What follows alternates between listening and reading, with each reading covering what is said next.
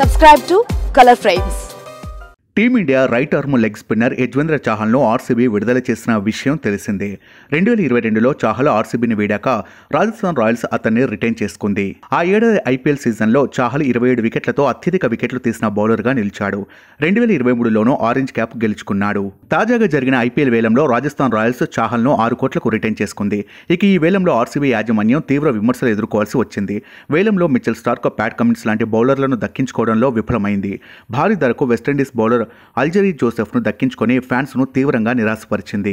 దీంతో ఆ జట్టులోని bowling దళంపై social మీడియాలో ట్రోల్స్ వెల్లువెత్తాయి. తాజాగా యజ్వేంద్ర చాహల్ కూడా ఆర్సీబీ బౌలింగ్ దళంపై ఫన్నీ కామెంట్స్ చేశాడు.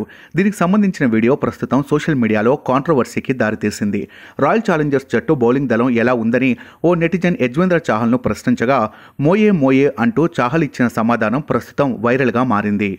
మోయే ఈ పదాన్ని ప్రస్తుతం మీమ్స్, ట్రోల్స్లో విపరీతంగా వాడుతున్నారు. ఈ పదానికి ఒకానొక భాషలో పీడకల అనే అర్థం వస్తోంది.